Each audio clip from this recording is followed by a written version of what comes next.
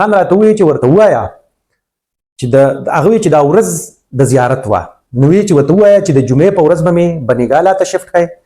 د هفتې په ورځ باندې به ټول ملک عدالتونه کولاو کوي، ما به باعزته بری کړی. او وی چې دای راته ووایي چې ورته ووایه چې د عدالتونو د کولاوالو چل تاسو له درځي. او بیا د اتوار په ورځ باندې وی چې زه به په فاطمه جناح پارک F9 پارک اسلام آباد کې به جلسه کوم، او په جلسه کې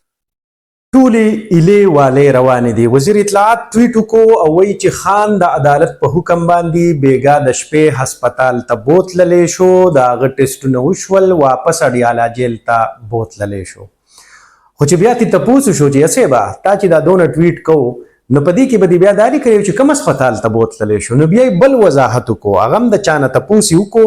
نو بیا یې بل وضاحت وکړو او وایي چې چونکې د شفا هسپتال مخې ته ډېر خلک راغونډ شوي او د PTI کارکنان او ډېر غټ شور او دغه جوړو، نو د دې وجې نه هغه مونږ پیمز ته بوتلل او د شفا هسپتال ډاکټران او دا ټول مونږ پیمز ته راوستل. نو لومبۍ خبره خو دا ده وزیر اطلاعات صاحب چې دغه ډاکټران د پیم د شفا دا چې کوم تاسو وایي نو دا خو تاسو د مخکې نه بوتلي ول پیمز هسپتال ته، نو چې د مخکې نه بوتلي ول د مخکې نه دا پلین و، د مخکې نه تاسو ته دا پته و چې دا اډیالا جیل نه به نیم ګاډي شفا ته ځي او نیم به پیمز ته ځي، او تاسو ته دا هم پته وه چې شفا ته چې کوم ځي نو په هغې کې به ډاکټر فیصل او دغه نور کسان لاړ شي، او پیمز ته چې کوم ځي نو په هغې کې به خان او د خان خور به. بهرحال دغه ټولې خبرې په خپل ځای باندې ایلې والې زمونږ سیاست هم دغه دی، همدې سیاستدانانو زمونږ سیاست وشرمو، ځکه چې اوس مونږ په پښتو کې خبره کوو نو خلک چې د چا سره دوکه وکړي نو وایي سیاست یې ورسره وکړو.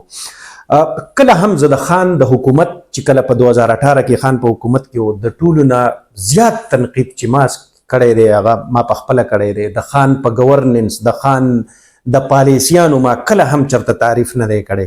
چې کله دی په اقتدار کې و. خو اوس په زه صرف دومره وایم چې دا څه روان دي نو دا ټیک نه دي روان، دا هسې څوک ځان زړه خوشحالوي چې حالات نارمل دي نو دا به هسې وي، نارمل بالکل نه دي. ها البته دا یو خبره ده چې د خان ګراف چې دی هغه نور هم په بره روان دی، که څوک یې نه مني نو هغه دی نه مني. باقي سیاسي جماعتونه چې دي نو هغه داسې مونږ ویلی شو چې د PTI په مقابله کې هغه دغه د 1900 او د 1500 او د 14 سیټونو تر حده راکم شوي دي.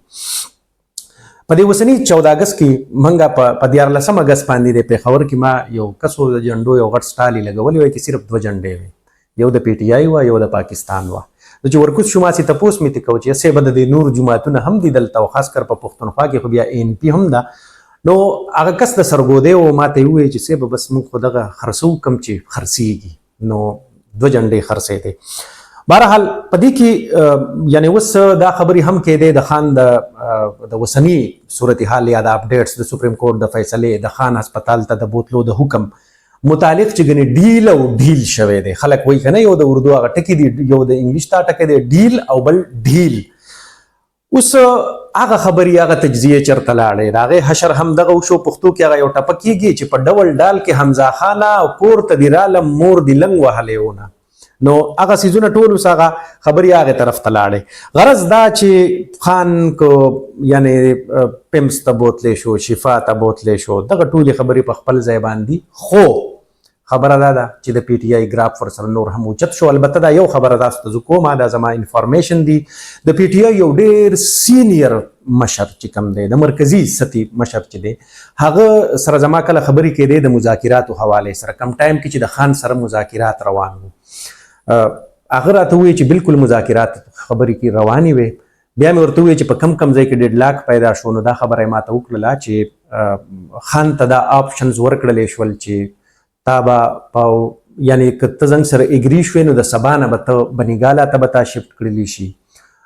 بیا به مونږ تاسو ته ووایو چې بیا به د هغې نه فردر خبرې به بیا په بنګالا کې وکړو چې یاره خان به په ملک وي، خان به بهر وي، د خان په ځای باندې به بیا د پارټۍ دغه د چا په لاس کې مشر به څوک جوړ شي، دا ټولې خبرې به بیا وکړو. خو هغه راته ووایي چې کله مونږ لاړو په هغه ټایم کې چې کله د PTI قایدینو ته اجازت وو چې په اډیالا جیل کې ملاقات ورسره کوي، نو هغه وایي چې مونږ کله لاړو نو چې د خان تندا نورو خلکو د بل فریق دا شرایط وې، نو وایي چې خان راته ووایي چې ورته ووایه چې هغه وایي چې دا ورځ د زیارت وه، نو وایي چې ورته ووایه چې د جمعې په ورځ به مې بنګالا ته شفټ کړی، د هفتې په ورځ باندې به ټول ملک کې عدالتونه کولاو کوي، ما به باعزته بری کړی او وی چې دای راته ووایي چې ورته ووایه چې د عدالتونو د کولاوالو چل تاسو له درځي. او بیا د اتوار په ورځ باندې وی چې زه به په فاطمه جناح پارک F9 پارک اسلام آباد کې به جلسه کوم او په جلسه کې به ټولې خبرې کوم. نو په داسې حال کې با بیا ظاهره خبره ده مخالف فریق دغه معاملات څنګه منلي ول. دغه مې صرف تاسو ته د ډیل او د ډیل حوالې سره یو یادونه درکوله.